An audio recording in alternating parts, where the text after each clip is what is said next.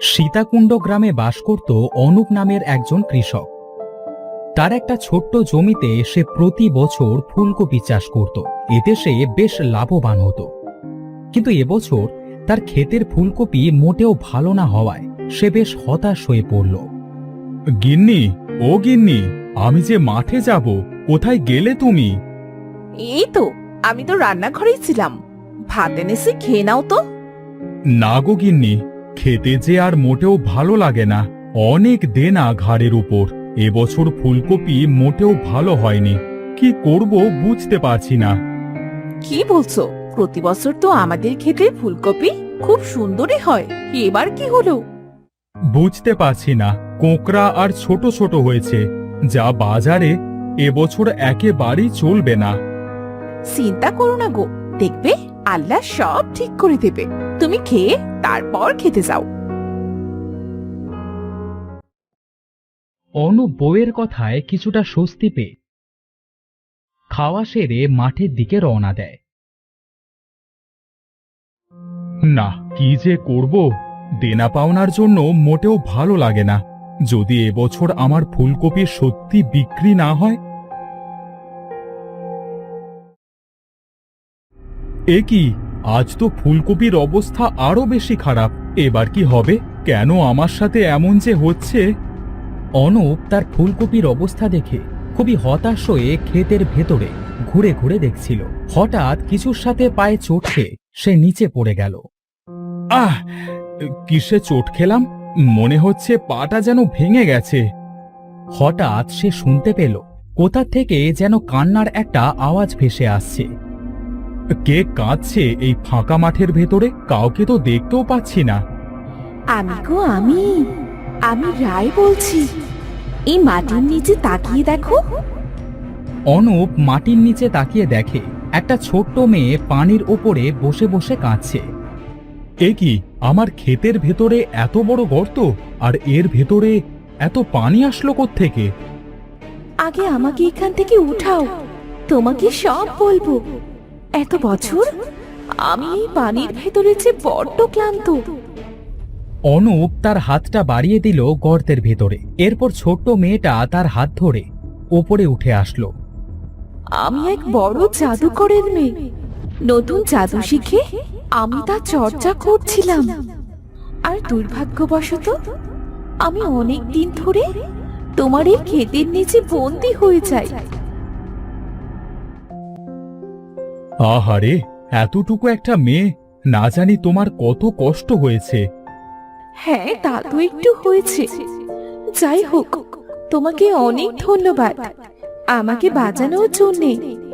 তুমি না বাঁচালে হয়তো আমাকে সারা জীবন এই মাটির নিচে বন্দী হয়ে থাকতে হতো। এখন তাহলে তুমি তোমার বাড়ি ফিরে যাও। হ্যাঁ, তা তো যাব, কিন্তু তোমার এই ফুলকপির ক্ষেতের এই অবস্থা কেন? জানি না, কিছুই বুঝতে পারছি না। প্রতি বছর তো ভালোই ফুলকপি হয়, কিন্তু এবছর ফুলকপির এই অবস্থা। আমি খুবই দুশ্চিন্তায় আছি। তোমার কোনো চিন্তা করা লাগবে না গো, দাঁড়াও, আমি তোমার একটা ব্যবস্থা করে দিচ্ছি। রায় তার জাদু শক্তি দ্বারা অনুপের ক্ষেত পানি দ্বারা ভরে দিল, আর তার হাতে একটা পানির বোতল দিয়ে বলল, এটা জাদুকরি পানি। এই ফুলকপিগুলো আজ থেকে এই পানিতেই বেড়ে উঠবে। আর প্রতি 10 দিন পর পর এই বোতলের জাদুকরি পানি 1 ফোঁটা করে প্রতি ফুলকপির গায়ে দিয়ে দিও, কেমন? তোমাকে অনেক অনেক ধন্যবাদ মা। তোমার এই উপকার আমি কোনোদিনও ভুলবো না। এটা তোমার প্রতিদান। এবার যে আমাকে যেতে হবে। হ্যাঁ, যদি কখনো তোমার সাহায্যের কোনো প্রয়োজন হয়, তখন আমার নাম ধরে 2 বার ডাক দিও, আমি চলে আসব। রায় কৃষকের কাছ থেকে বিদায় নিয়ে চলে গেল।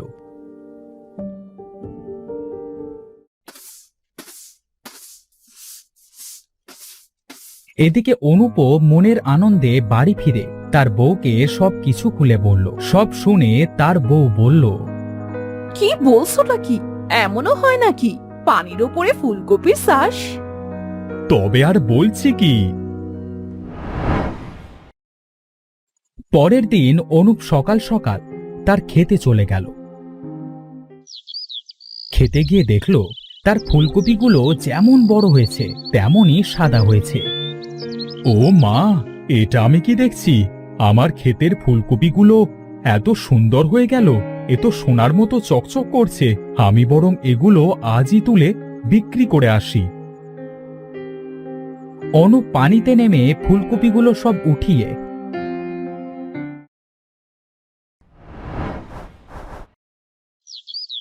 বাজারে নিয়ে গেল।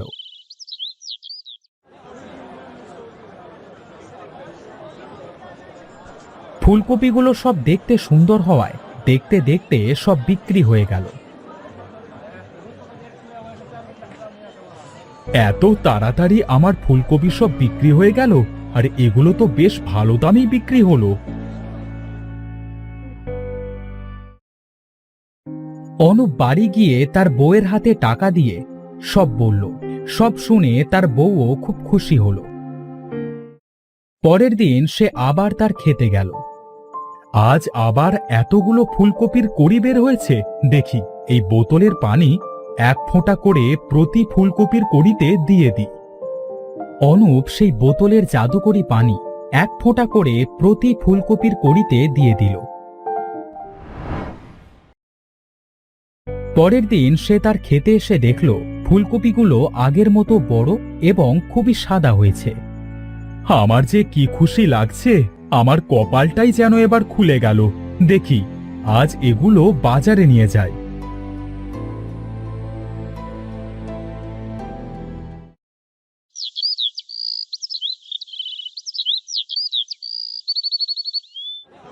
অনুপ সেদিনও ফুলকপিগুলো বাজারে নিয়ে গেল, আর সাথে সাথে সব ফুলকপি বিক্রিও হয়ে গেল। এভাবে অল্প কিছুদিনের ভেতরে তার ফুলকপির কথা অনেক জায়গাতেই ছড়িয়ে পড়ল।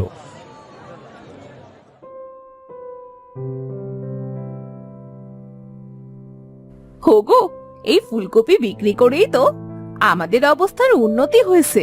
মেয়েটা আমাদের ভাগ্যটাই খুলে দিয়ে গেল। হ্যাঁ গিন্নি, আমি একা একা আর এই ফুলকপির পেছনে ছুটতে পারছি না, তাই ভেবেছি একজন লোক রাখব। তাদের কথার ভেতরে একজন লোক তাদের কাছে এসে বলল, ভাই, তুমি কি সেই বিখ্যাত ফুলকপির মালিক? হ্যাঁ, কিন্তু কেন? ভাই, আমি খুবই গরিব মানুষ, আমার একটা কাজের খুব দরকার। তুমি যদি তোমার ফুলকপির ক্ষেতে আমাকে রাখতে তবে খুব উপকার হতো। হ্যাঁ হ্যাঁ, রাখবো। এমনিতেও আমার ক্ষেতের জন্য আমি একজন মানুষ খুঁজতেছিলাম। তুমি এসে ভালোই করেছো। তা তুমি আজ থেকেই কাজে নেমে পড়ো। লোকটি কিছুদিন তার সততার সাথে কাজ করলো। অনুপের দিনকের দিন এমন উন্নতি দেখে তার মাথায় প্রচন্ড লোভ জেগে বসল। ভাই, আমি তো তোমার ভাইয়ের মতো। আমি তোমার কাছে একটা কথা জিজ্ঞাসা করতে চাইছিলাম, বলবে কি? হ্যাঁ, কেন নয়, বলো কি কথা জিজ্ঞেস করবে। তোমার এই ফুলকপির রহস্য কি বলো তো? পানির ভেতরে ফুলকপি রাখলে আমার জানা মতে নষ্ট হয়ে যায়, আর সেখানে রাতারাতি তোমার এই ফুলকপি বেড়ে যায়।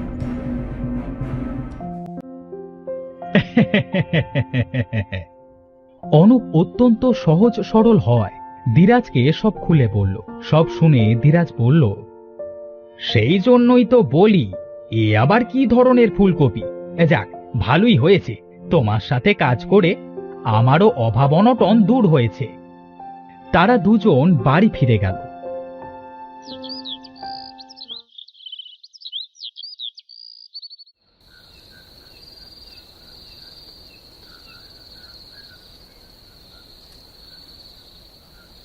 সেদিন রাতে ধীরাজ সেই বোতলের পানি চুরি করে বাড়ির দিকে রওনা দিল।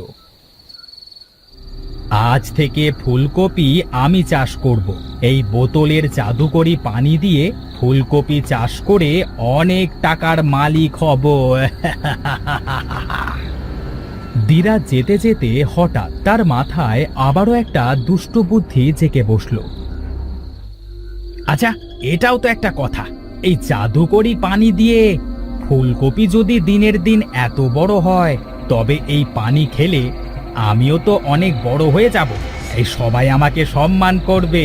হ্যাঁ হ্যাঁ হ্যাঁ, আমি এটাই করব। যেই ভাবা সেই কাজ। ধীরাজ এক নিঃশ্বাসে বোতলের সব পানি খেয়ে নিল, আর সাথে সাথে সে খুব ছোট আর কুৎসিত রূপের হয়ে গেল। হায় হায়, এটা আমার কি হলো? আমি এবার মানুষের সামনে মুখ দেখাবো কিভাবে?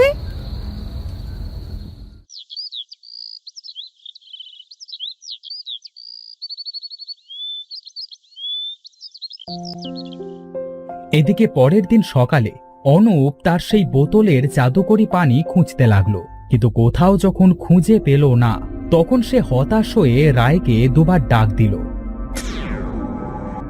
কি হয়েছে তোমার? এতদিন পর আজ আমার কথা মনে পড়লো? আহা, খুব বিপদে পড়েছি রে রায়মা। আমার সেই জাদুকরি পানি মনে হয় ধীরাজ চুরি করে নিয়ে পালিয়েছে। আমি জানি গো, আমি সব জানি। এমন সময় ধীরাজ তার কুৎসিত চেহারা নিয়ে তাদের সামনে এসে তার সব কথা স্বীকার করল।